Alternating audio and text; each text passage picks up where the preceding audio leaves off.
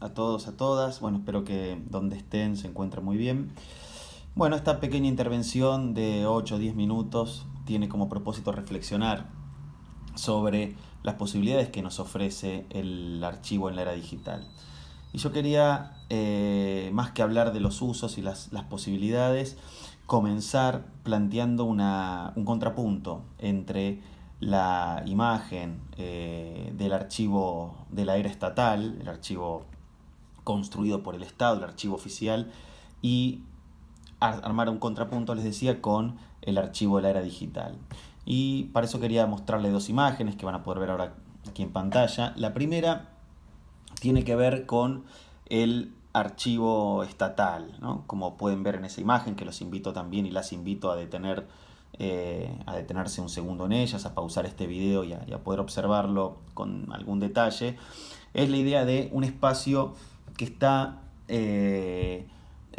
claramente delimitado en su espacialidad, que está ordenado, que está clasificado, que sigue una lógica, ¿no? Que tiene precisamente a una figura, a un burócrata, a un archivero, ¿no? Es decir, alguien que está encargado, que es responsable de su custodia, ¿no? Que es también, por cierto, para quienes han transitado archivos, el que a veces habilita y a veces no habilita, no permite el ingreso, el conocimiento, el acceso a los materiales de ese archivo, ¿no? Este archivo estatal es un archivo que está construido sobre la premisa de que hay un conjunto de hechos, esto lo determina el Estado, ¿no? Lo determina una lógica estatal. Hay un conjunto de elementos, un conjunto de archivos, de fuentes, de materiales que merecen ser recordados, o mejor dicho, que merecen ser conservados para la memoria de la nación, y hay otros hechos que, por el contrario, simplemente pueden ser desechados, desechables, no considerados dentro de esta memoria oficial, ¿no?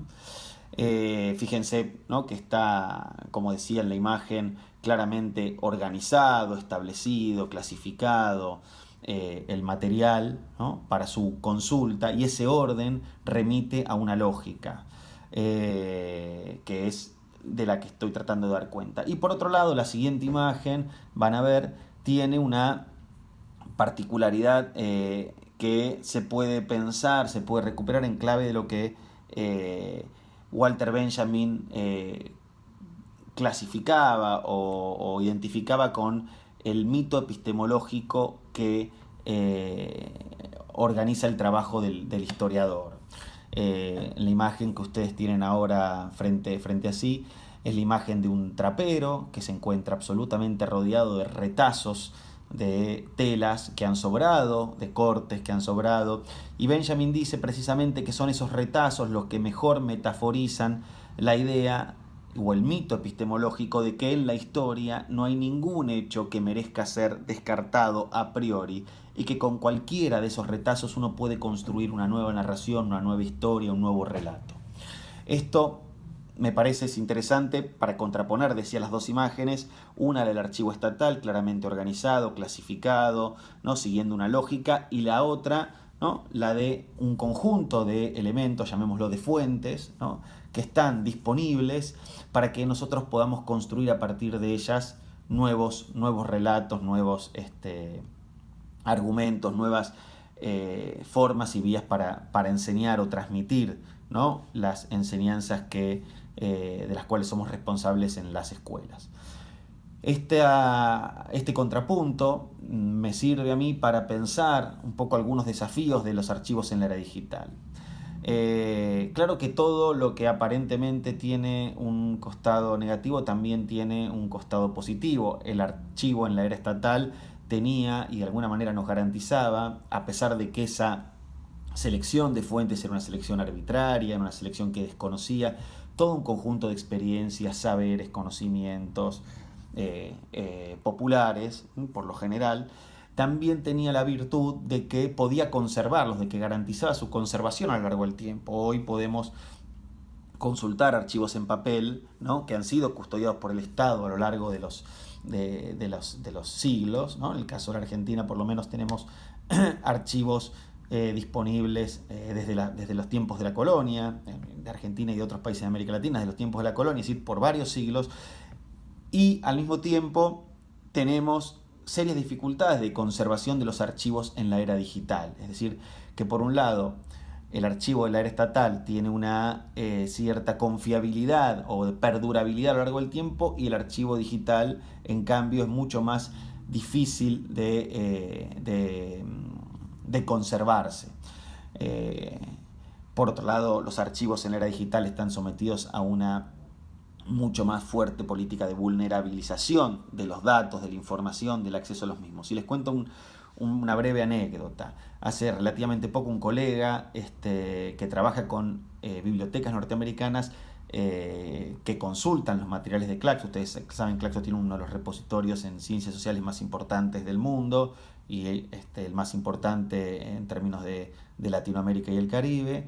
Muy preocupado porque decían estos colegas norteamericanos que sus alumnos consultan los materiales que están en Claxo, pero al mismo tiempo yo les preocupaba qué iba a pasar con esos archivos cuando Claxo desapareciera, ¿no? Lo cual a mí, bueno, aparte de causarnos un poco de risa, también nos llamó la atención sobre este asunto, ¿no? La preocupación que hay en torno a garantizar el acceso al conocimiento, a las fuentes, a los materiales en la era digital, ¿no?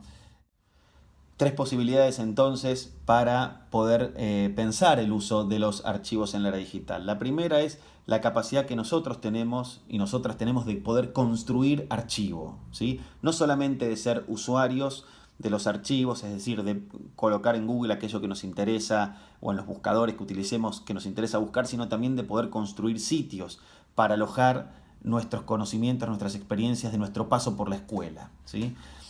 En segundo lugar, la posibilidad que nos presenta el archivo en la era digital para poder poner